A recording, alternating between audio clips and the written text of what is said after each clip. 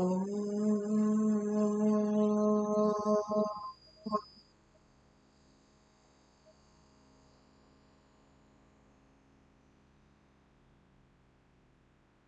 ఆనందమయీ చైతన్యమయీ సత్యమయీ పరమే ఓం నమో భగవతే శ్రీ అరవిందాయ ఓం తత్సవితుర్వరం రూపం జ్యోతిః పరస్య ధీమహి యన్నః సత్యేన దీపయేత్ సత్యేన దీపయేత్. అందరికీ నమస్కారం. ఈరోజు ఇల్నెస్ అనారోగ్యం గురించి డిస్కస్ చేయబోతున్నాము. ఇది అనారోగ్యం అన్నది ఇంకా మనం అందరము చవి చూసిందే. ఎప్పుడూ మనం అనారోగ్యం పాలయ్యేది. ఈ అనారోగ్యం వచ్చినప్పుడల్లా డాక్టర్ల దగ్గరికి వెళ్తాము, మందులు తీసుకుంటాము. ఆ మెడిసిన్స్ ఒక్కోసారి పనిచేస్తాయి, ఒక్కోసారి అవి లేకపోతే యాంటీబయాటిక్స్ తీసుకోవాల్సి వస్తుంది, ఒక్కోసారి అది క్రానిక్ కూడా దారితీస్తుంది. అయితే ఇదంతా ఎందుకు జరుగుతుంది? అనారోగ్యం అన్నదానికి కూడా ఒక కారణం ఉంటుంది. శారీరక కారణమే కాకుండా మన అంతరాత్మ నుంచి, మన ఇన్సైడ్ నుంచి, మన ఇంటర్నల్ నుంచి వెళ్ళే కారణం కూడా ఉంటుంది. అది ఏంది? మన ఇంటర్నల్తో, మన ఇన్నర్ బీయింగ్తో మరి మనము మన అనారోగ్యాన్ని నయం చేసుకోగలమా, క్యూర్ చేసుకోగలమా అన్నది ఈరోజు చూద్దాము. ఇల్నెస్ ఈజ్ డిసీక్విలిబ్రియం అంటారు మదర్. అంటే ఇల్నెస్ అన్నది, అనారోగ్యం అనేది కేవలము ఒక అసమతుల్యత మాత్రమే. ఎక్కడో ఈక్విలిబ్రియం లేకపోతే మనలో అనారోగ్యం చోటు చేసుకుంటుంది. ఎక్కడైతే అనారోగ్యం పాలయ్యామో అక్కడ తిరిగి మనము ఈక్విలిబ్రియంని, అంటే సమతుల్యతను నెలకొల్పుకోగలిగితే ఆ అనారోగ్యము మాయమైపోతుంది అంటారు మదర్. అయితే శరీర కోణం నుంచి చూస్తే 2 రకాల ఈ డిసీక్విలిబ్రియంస్, అంటే అసమతుల్యతలు ఉంటాయి. ఒకటి ఆర్గానిక్, ఇంకొకటి ఫంక్షనల్. ఆర్గానిక్ అంటే మన ఆర్గన్స్ సరిగా పనిచేయకపోతే, సరైన పద్ధతిలో లేకపోతే అది ఆర్గానిక్ డిసీక్విలిబ్రియం. అదే ఫంక్షనల్ అంటే పని విధానం అన్నది సరిగా లేదంటే అప్పుడు అది ఫంక్షనల్ అవుతుంది. ఇప్పుడు ఒక అవయవము, ఒక ఆర్గన్ ఏదైనా కానీ, మన కాలు కానీ, చెయ్యి కానీ, బ్రెయిన్ కానీ తనంతట తానుగా అసమతుల్యతలో, ఇంబ్యాలెన్స్లో ఉంటే అది ఆర్గానిక్ అసమతుల్యత. అప్పుడు ఆ అవయవం అనారోగ్యానికి గురైందని, లేకపోతే సాధారణ స్థితిలో లేదని, లేకపోతే దానికి ఏదో ప్రమాదం జరిగిందని అర్థం. అంటే ఇక్కడ ఆ అవయవం మాత్రమే, కాలు కానీ, చెయ్యి కానీ, హార్ట్ కానీ, అవయవం మాత్రమే జబ్బు చేసింది. కానీ ఫంక్షనల్ అసమతుల్యత అనంటే మనలో అవయవాలన్నీ కూడా చాలా మంచి స్థితిలో ఉండొచ్చు, కానీ వాటి పనితీరులో సమతుల్యత లేకుండా పోవచ్చు. దీనివలన మనకు అనారోగ్యం కలగచ్చు. ఉదాహరణకి మన డైజెస్టివ్ సిస్టమ్, జీర్ణాశయం చాలా బాగుండొచ్చు, కానీ అకస్మాత్తుగా అది ఏదో సరిగా పని చేయకపోవచ్చు. డైజెస్టివ్ సిస్టమ్ అంటే అది functioning, it's not an organ. So శరీరం అద్భుతంగా ఉండొచ్చు, ఏదో జరిగి అది సరిగా పని చేయకపోవచ్చు. ఇది ఫంక్షనల్ డిసీక్విలిబ్రియం అంటాం. మనలో ఉన్న ఆర్గన్స్ సంగతి మనకు తెలిసిందే. Brain, lungs, heart, stomach, liver, ఇలా చాలా ఉన్నాయి ఆర్గన్స్. అయితే ప్రతి ఒక్కటి దాని విధిని అది నిర్వహిస్తూ, సాధారణంగా పనిచేస్తూ, ఒకదానితో ఒకటి సామరస్యతతో మంచి స్నేహితుల్లా ఉన్నంత వరకు అద్భుతమైన ఆరోగ్యంతో ఉంటాం, అనారోగ్యం పాలవం. కానీ ఏదో ఒక కారణం చేత వాటిల్లో ఏదో ఒకటి చెడు మూడ్లో ఉందే అనుకుందాం, లేదంటే అవసరమైన శక్తితో పనిచేయటం లేదు, లేదా ఒక టైంలో కొంచెం సేపు సమ్మె చేసినట్టుగా ఆగిపోతుంది. అప్పుడు అనారోగ్యానికి గురవ్వటం మాత్రమే కాకుండా మొత్తం వ్యవస్థ మొత్తం కూడా దెబ్బతింటుంది. దానికి తోడు అలా జరిగినప్పుడు మనలో ఒక నిరాశ, భావోద్వేగము, భావావేశము, కోరిక, లేకపోతే మన ప్రాణశక్తిని కలవరపరిచేది ఏదైనా సరే చోటు చేసుకున్నా, ఆలోచనలు చెల్లాచెదురై డిప్రెసివ్ థాట్స్ వచ్చినా, మనకు వచ్చిన దాన్ని భయంకరంగా ఊహించుకున్నా, దీనికి తోడు ఇంకా అనారోగ్యం అన్నది ఇంకా ఎక్కువ అవుతుంది. ఇవన్నీ తోడయ్యాయంటే, అంటే కేవలము ఒక చిన్న విషయము తప్పుగా జరిగితే, అది లోపల నుంచి వ్యాపించి తీవ్రమైన పరిస్థితికి దారితీస్తుంది. కాబట్టి ముఖ్యమైన విషయం ఏంటంటే వాటిని వెంటనే అనారోగ్యం ఎక్కడో ప్రాబ్లం ఉంది అన్న వెంటనే వాటిని నియంత్రించటం ఇది చాలా ముఖ్యం. అయితే దీనికి మరి మనం చైతన్యంతో ఉండాలి. ఇది తెలియాలి మనకు. ఆర్గన్ వెంటనే ఏదో ప్రాబ్లం వచ్చింది అనగానే మనకు తెలిసే అంత చైతన్యంతో మనం తప్పనిసరిగా ఉండాలి. మన అవయవాల పనితీరు పట్ల చైతన్యంతో ఉండాలి, కాన్షియస్నెస్ ఉండాలి. ఏది సరిగా ప్రవర్తించటం లేదో గమనించాలి. అది తనను తాను సరిదిద్దుకోవటానికి ఏం చేయాలో వెంటనే దానికి చెప్పాలి. అంటే ఎలా అయితే చిన్నపిల్లలకి మనము వాళ్ళు ఏదైనా కోరరాంది కోరితే ఇది కాదు, ఇది ఇలా చేయకూడదు, ఇది ఇలా కోరకూడదు అని ఎలా అయితే చిన్నపిల్లలకు బుద్ధి చెప్తామో ఆ రకంగా మన ఆర్గన్స్ కూడా అవి పని చేయనప్పుడు, అవి సరిగా లేనప్పుడు వాటికి బుద్ధి చెప్పాలి. వాటికి ఖచ్చితంగా చెప్పాలి, నువ్వు పని చేయాల్సింది ఇలా కాదు, ఇంకో రకంగా చేయాలి అని. అంటే ఫర్ ఎగ్జాంపుల్ మన గుండె పిచ్చిగా కొట్టుకుంటుంది, కొట్టుకోవాల్సిన దానికన్నా ఆ నంబర్ కన్నా ఇంకా ఎక్కువ నంబర్స్ కొట్టుకుంటుంది. మన శ్వాసలు చాలా వేగంగా ఉన్నాయి, ఏదో అలజడి, తెలియని అలజడి ఉంది. అప్పుడు వెంటనే మన గుండెకు నెమ్మదిగా శాంతించమని చెప్పాలి. నువ్వు నెమ్మదిగా ఉండు, శాంతించు శాంతించు శాంతించు అని చెప్పాలి. అలాగే దీర్ఘ శ్వాసలు తీసుకుంటూ ఉండాలి అలాంటప్పుడు. ఇక శ్రీ అరవిందులు అంటారు, look for the inner cause of disharmony much more than the outer ones. It is the inside which governs the outside. అసామరస్యతకు కారణాలను బాహ్యంలో కన్నా నీ అంతరంలో వెతుకు.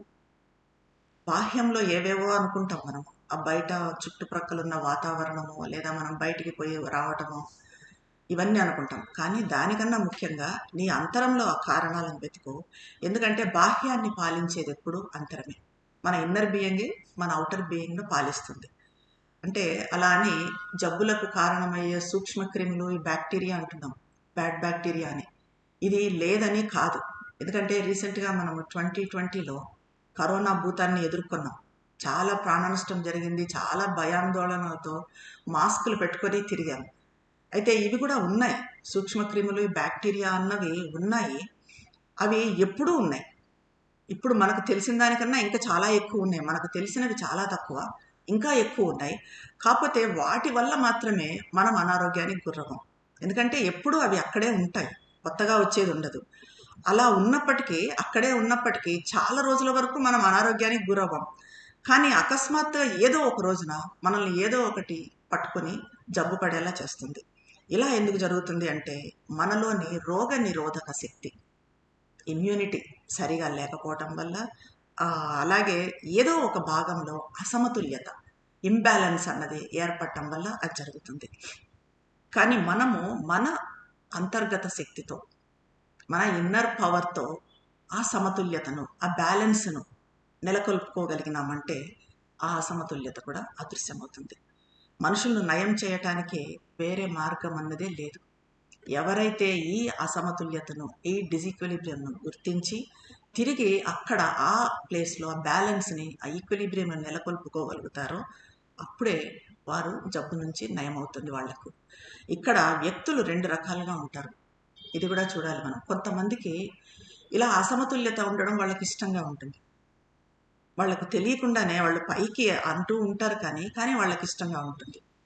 మనం ఏదైనా సమతుల్యతను అక్కడ పెట్టాలి అని చూసినా, ఎన్ని మాటలు చెప్పినా, ఎంత పాజిటివ్ యాటిట్యూడ్ ప్రయత్నించినా కూడా మనము, వాళ్ళు దానికి లొంగరు. మరుసటి నిమిషమే సమతుల్యతను నెలకొల్పినా కూడా మళ్ళీ దాంట్లోకి వెళ్ళిపోతారు, అసమతుల్యతలోకి వెళ్ళిపోతారు. ఎందుకంటే వాళ్ళు దాన్ని ఇష్టపడతారు. పైకి లేదు, నేను అనారోగ్యంతో ఉండాలని కోరుకోవటం లేదు అంటారు, కానీ వాళ్ళకి తెలియకుండానే సబ్కాన్షియస్లో వాళ్ళ లోపల ఏదో దాన్ని పట్టుకొని ఉంటుంది. అలాగే దీనికి విరుద్ధంగా ఇంకొంతమంది ఉంటారు, పాజిటివ్ దృక్పథంతో ఉండేవాళ్ళు. వీళ్ళు ఈ ఈక్విలిబ్రియంను, అంటే ఈ సమతుల్యతను ఇష్టపడతారు, మనస్ఫూర్తిగా ప్రేమిస్తారు వీళ్ళు. వాళ్ళల్లో ఏదైనా చిన్న ప్రాబ్లం వచ్చినప్పుడు మనము సమతుల్యతను కానీ నెలకొల్పగలిగితే, అంటే డాక్టర్ కానీ వాళ్ళంతకు వాళ్ళు కానీ చిన్న సమతుల్యత వచ్చినా కూడా, కొంచెంగా నయమైనా కూడా వెంటనే కొద్ది నిమిషాల్లోనే శక్తి తెచ్చుకుంటారు, కోలుకుంటారు. కాబట్టి ఇదంతా కూడా మన ఇన్నర్లో మనం ఏ రకంగా దాన్ని తీసుకుంటున్నాము అన్న దాని మీద ఆధారపడి ఉంటుంది. అదే మదర్ అంటారు కదా, it is the body that cures itself, when the body wants to be cured it is cured. శరీరము తనను తాను స్వస్థపరచుకుంటుంది. శరీరం ఎప్పుడైతే నయం కావాలని కోరుకుంటుందో అప్పుడు అది నయం అవుతుంది. First of all you must not want it, and nothing in the body must want it. You must have a very strong will not to be ill. అన్నిటికంటే ముందు మనం అనారోగ్యాన్ని కోరుకోకూడదు ఎట్టి పరిస్థితుల్లో కూడా. మన శరీరంలోని ఏ భాగం కూడా దాన్ని ఆహ్వానించకూడదు. అనారోగ్యం బారిన పడకూడదు అనే బలమైన సంకల్పం మనలో ఉండాలి. ఇంకా రెండవ షరతు, ఇది బలమైన సంకల్పం ఉండడం అన్నది మొదటి షరతు, అనారోగ్యం బారిన పడకూడదు అని. ఇంకా రెండవ షరతు ఏంటంటే మదర్ కాన్షియస్నెస్ని, డివైన్ కాన్షియస్నెస్ని, ఆ దివ్య కాంతిని, ఆ డివైన్ లైట్ని మనలోకి ఇన్వోక్ చేసుకోవాలి, ఆహ్వానించాలి. ఇప్పుడు పరిశుభ్రత చర్యలు అని కూడా అంటాం. పరిశుభ్రంగా ఉండాలి, పరిశుభ్రమైన వాటర్ తాగాలి, ఇవన్నీ కూడా చాలా మటుకు ఫిల్టర్డ్ వాటర్ తాగాలి, ఇవన్నీ చూస్తున్నాం. ఇవి కూడా మదర్ అంటారు, ఆ వ్యక్తికి వాటిపై ఉన్న నమ్మకాన్ని బట్టి అవి పనిచేస్తాయి. పరిశుభ్రత చర్యలు కూడా మదర్ ఒక ఉదాహరణ చెప్తారు దీనికి. చాలా సంవత్సరాల క్రితము కలరా అంటువ్యాధి ఉండేది. ఇది ఎలా ఉండేది, చాలా తీవ్రంగా ఉండేది, భయంకరంగా దాని నుంచి కోలుకోలేకపోయేవాళ్ళు ఒకప్పుడు. అయితే మదర్కి తెలిసిన ఒక ప్రాంతంలో, అక్కడ ఒక హాస్పిటల్లో ఒక చీఫ్ మెడికల్ ఆఫీసర్ ఉండేవాడు.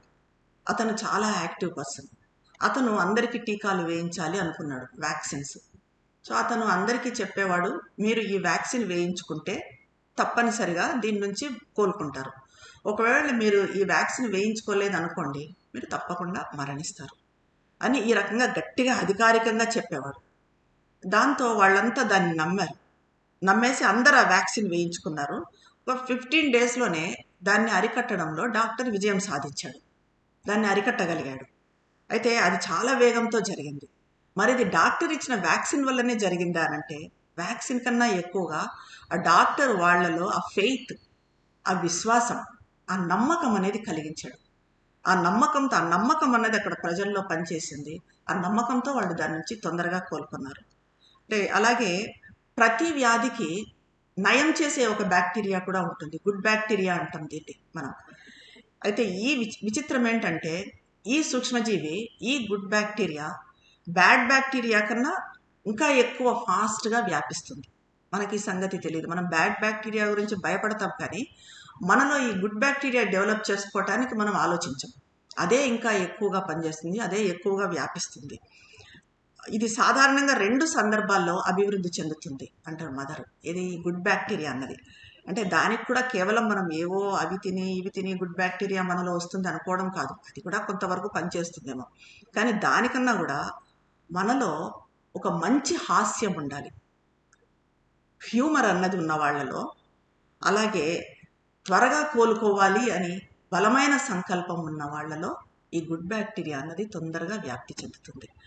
ఇది ఒక అంటువ్యాధిని ఎవరైనా ఒకరు నయం అవుతే మరో 3 వెంటనే నయం అవుతారు. ఈ గుడ్ బ్యాక్టీరియా అన్నది వచ్చిందంటే ఒకరిలో అది నయం అవుతే ఇంకా అందరిలో, ఆ తర్వాత కూడా ఒక 3-4 ఆ పక్కన ఉన్న వాళ్ళలో కూడా నయం కావడం జరుగుతుంది.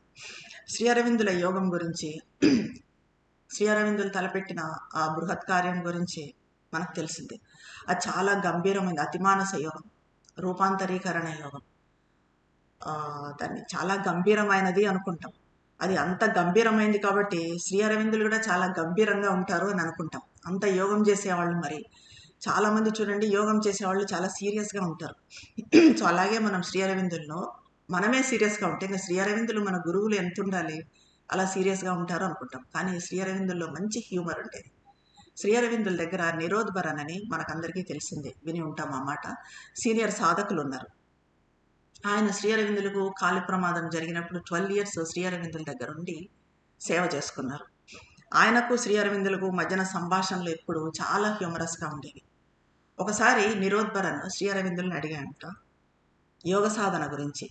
స్వామి, అనార్థ సంద్రంలో పడి మునిగిపోయాను, అంటే యోగ సాధనలో నాకు ఇది రావటం లేదు, ఫలితం ఎక్కువగా కనిపించడం లేదు అన్నట్టుగా. దేనికోసమో విపరీతమైన దాహం వేస్తోంది. దానితో పాటు పాత కోరికల అలల తాకిడి, పాత కోరికలు నన్ను చుట్టుముట్టి ఇది చేస్తున్నాయి, డిస్టర్బ్ చేస్తున్నాయి. దీనికి మరి ఏమన్నా చిట్కా ఉందా అని అతను శ్రీ అరవిందులను అడిగాడు. దానికి శ్రీ అరవిందులు అన్నారు, దానికి మెడిసిన్ ఏంటి అంటే పైనుంచి పవిత్రీకరించిన ఇంజెక్షన్. పైనుంచి మనం ఇంజెక్షన్స్ పైనుంచి వేస్తాం, అది పైనుంచి ఊర్ధ్వం నుంచి. పవిత్రీకరించిన ఇంజెక్షన్ అంటే మదర్ గ్రేస్, డివైన్ గ్రేస్, అది మనలోకి వెళ్ళాలి. క్రింద నుంచి విరేచనకారి తిరస్కారం. మనం మామూలుగా మోషన్ ఎలా అయితే వెళ్తామో అలాగా మనలో ఉన్న నెగిటివిటీస్ అన్నిటినీ రిజెక్ట్ చేయడం, రిజెక్షన్, విరేచనాకారి తిరస్కారం. అలాగే ద్రవాహారం మరి ఏం తీసుకోవాలి అంటే చైత్య పళ్ళరసం, సైకిక్ బీయింగ్ స్పర్శ, అది ఫ్రూట్ జ్యూస్ మనకి. ఇంకా పాలు మరి ఏం తీసుకోవాలంటే ఆత్మశక్తి పాలు, సోల్ పవర్. సో ఇలాంటి హాస్య చతురత విషయాలను లైట్గా తీసుకోవడం ఉన్నప్పుడు అనారోగ్యం నుంచి మనం తొందరగా కోలుకుంటాం. ఎక్కువగా మనలోని ఈ సందేహము, దిగులు, ఆత్మవిశ్వాసం లేకపోవటము, మనల్ని గురించి మాత్రమే ఆలోచించే స్వార్థపూరిత ధోరణి, మనం బాగుంటే చాలు, మన ఆరోగ్యం బాగుంటే చాలు అనే స్వార్థపూరిత ధోరణి, ఇది మనల్ని కాంతి నుంచి, దైవశక్తి నుంచి దూరం చేసి, వేరు చేసి దాడికి అనుకూలతనిస్తుంది. వ్యాధి ఈజీగా మన మీద దాడి చేస్తుంది. మనం అనారోగ్యం పాలు కావటానికి సూక్ష్మక్రిముల కన్నా ఇదే ఎక్కువ కారణం అంటారు మదర్. మన శాస్త్రవేత్తలు, సైంటిస్టులు దేన్నైతే సూక్ష్మజీవులు అని అంటున్నారో మదర్ అంటారో, అవి లోతుగా పరిశీలిస్తే అవి కేవలము ఒక స్పందన స్థితి, ఒక వైబ్రేషన్ మాత్రమే. సూక్ష్మజీవులు అన్నవి ఒక వైబ్రేషన్ మాత్రమే. మనము దైవశక్తిని లేదా మన ఉన్నత సంకల్పాన్ని ఆ స్పందన పరిస్థితుల్లోకి, ఆ సూక్ష్మజీవులు ఉన్న చోటికి తీసుకురాగలిగితే అది మనలోనే కాకుండా మన చుట్టూ ఉన్న వాళ్ళలో కూడా వ్యాప్తి చెందుతుంది. సో దీనికి ఒక ఉదాహరణ కూడా ఉంది, రీసెంట్గా జరిగిన ఉదాహరణ. అమిత్ అని ఒక అతను అమెరికాలో ఉండేవాడు. అతనికి క్యాన్సర్ సోకింది, అది తెలిసింది. సో చనిపోతాడు అని చెప్పారు. కీమోథెరపీ ఎన్ని చేయించుకున్నా కూడా ఇంకా లేదు, ప్రయోజనం లేదు, చనిపోతాడు అన్నారు. ఆ కీమోథెరపీతో కూడా బాగా అలసిపోయాడు. సో అతను అనుకున్నాడు, ఇంకా ఇలా కాదు, నేను నా నేటివ్ ప్లేస్కి వెళ్ళిపోయి అక్కడే చనిపోవడం ఏదన్నా జరిగితే అక్కడే ఉంటే సరిపోతుంది అన్నట్టుగా అతను ఇక్కడికి ఇండియాకి వచ్చాడు. ఇండియాకి వచ్చి ఒక చిన్న గ్రామం అతనికి, అక్కడ పొలంలో, అతనికి పొలం ఉండేది. ఆ పొలంలో ఒక చిన్న పాకలో ఉంటూ అక్కడ దగ్గరలో ఉన్న బావిలో నీళ్లు తాగుతూ, గోశాల దగ్గరే గోశాల ఉండేది, ఆ రకమైన ఆహారం తింటూ, న్యాచురల్ ఫుడ్ తింటూ సీదాసాదా జీవితాన్ని గడిపాడు. అయితే ఇదంతా ఈ సరళమైన జీవనశైలి, ఈ గ్రామస్తుల మద్దతు, అలాగే ఈ ప్రకృతి వైద్యం, ఇవన్నీ కలిసి ఆయన్ని 18 monthsలో, 18 నెలల్లో క్యాన్సర్ లేకుండా చేశాయి. అసలు చనిపోతాడు అనుకున్న క్యాన్సర్ నుంచి 18 monthsలో అతను విముక్తి చెందాడు. ఆ తర్వాత అతను ఇతర రోగులకు సహాయం చేయడానికి హీలింగ్ వైద్య అనే స్వచ్ఛంద సంస్థను కూడా ప్రారంభించాడు. ఇది మనకి గొప్ప స్ఫూర్తినిస్తుంది. ఎలా అంటే అనారోగ్యం పాలైనప్పుడు మనము ఆత్మవిశ్వాసాన్ని నిలుపుకోవాలి, మనకిది నయం అవుతుంది అన్న ఆత్మవిశ్వాసము, నయం చేసుకోవాలి అన్న సంకల్పము ఆ నింపుకొని ఆపై వేరే పనుల్లో నిమగ్నం కావాలి. ఇక దాని గురించే ఆలోచిస్తూ ఉండకూడదు. ఆ అనారోగ్యం గురించి ఆలోచించకుండా అది అసలు ఉంది అన్న విషయమే మనం పూర్తిగా మర్చిపోవాలి. మనకు ఇది ఎలా చేయాలో తెలిస్తే, ఈ రకంగా ఉండటం ఎలాగో తెలిస్తే, అంటువ్యాధులు ఉన్న వ్యక్తులతో కలిసి ఉన్నా కూడా మనం మామూలుగా ఎవరికైనా అంటువ్యాధి సోకింది అంటే వాళ్ళ దగ్గరికి వెళ్ళము, లేకపోతే మాస్కులు పెట్టుకుంటాం. కానీ ఈ రకంగా మనలో ఆత్మవిశ్వాసము, బలమైన సంకల్పము డెవలప్ చేసుకున్నప్పుడు వాళ్లతో ఉన్నా కూడా ఆ వ్యాధులు మనకు సోకవు. చాలామంది నాకు భయం లేదు అని చెప్తూ ఉంటారు, వాళ్ళ మనసులో కూడా ఎలాంటి భయము ఉండదు. కానీ వాళ్ళ మనసు ధైర్యంగానే ఉంటుంది, కానీ వాళ్ళ శరీరం ఎక్కడో సబ్కాన్షియస్లో వణుకుతుంది. ఆ విషయం వాళ్ళకి తెలియదు. ఎందుకంటే ఈ వణకడం అన్నది ఆ కణాల్లో జరుగుతుంది. అది ఒక భయంకరమైన ఆందోళనతో వణుకుతుంది కాబట్టి అది అనారోగ్యాన్ని ఆకర్షిస్తుంది. సో ఎక్కడ మన సబ్కాన్షియస్లో కూడా ఈ రకమైన భయం అన్నది ఉండకూడదు. అప్పుడు సంపూర్ణ శాంతిని, అలాంటి భయం కానీ మనలో వచ్చింది, ప్రవేశించింది అంటే కాన్షియస్ కావాలి, చైతన్యం కావాలి. అక్కడి నుంచి అక్కడ సంపూర్ణ శాంతిని, మన శరీర కణాల్లో శాంతిని, నిశ్శబ్దాన్ని, దైవ కృప పట్ల సంపూర్ణ విశ్వాసాన్ని, మదర్ గ్రేస్ పట్ల పూర్తి విశ్వాసం ఉంది నాకు అన్నదాన్ని మనం అక్కడ ఉంచాలి. అంటే ఎలా అంటే మన శరీరానికి భయంతో ముడుచుకుపోకుండా నచ్చజెప్పాలి. శరీరానికి చిన్నపిల్లలకు చెప్పినట్టుగా నీకేం కాదు, మదర్ గ్రేస్ నీకుంది, శాంతిగా ఉండు, నిశ్శబ్దంగా ఉండు. ఇలా మనకు ఈ అంటురోగాల గురించి కూడా చాలా అపోహలు ఉన్నాయి. వాటిని మనం ఇలాంటి బలంతో, ఇలాంటి ఆత్మబలంతో, దైవ బలంతో వాటిని పారద్రోలాల్సి ఉంటుంది. ఉదాహరణకి ఎలా అంటే, ఈ అపోహలు కూడా ఎలా ఉంటాయి అంటే, ఈ ప్రపంచం అంతా అంటురోగాలతో నిండి ఉంది. ఒక వ్యక్తికి వ్యాధి ఉంటే అది తప్పకుండా అందరికీ సోకుతుంది. యోగ సాధనతో క్యూర్ చేసుకోవడం కాదు. ఇది యోగ సాధన అంటే యోగ సాధనే, ఇది క్యూర్ కాదు, క్యూర్ అయ్యేది కాదు. ఇలాంటివన్నీ కూడా ఆలోచనలు, ఇవన్నీ కూడా కలెక్టివ్ సజెషన్స్. వీటి ప్రభావంలో మనం పడకూడదు. ఈ సజెషన్స్ వల్ల ప్రభావితం కానంత నిర్మలంగా, పవిత్రంగా ఉండాలి. వడపోయని నీటిని అంటే అన్ఫిల్టర్డ్ వాటర్ని మనం తాగుతూ ఉన్నా కూడా, ఇప్పుడు నేను అపరిశుభ్రమైన నీటిని తాగుతున్నాను అనుకున్నాం అనుకోండి, అనారోగ్యం పాలవుతాం. అలాంటి ఆలోచన మనసులోకి రాకపోయినా ఒకవేళ మన సబ్కాన్షియస్లో అది ఉన్నా కూడా ఆ శరీరము నిస్సహాయంగా లోబడిపోతుంది. అంటే మనం మన సబ్కాన్షియస్ గురించి కూడా ఇంత జాగ్రత్తగా ఉండాలి.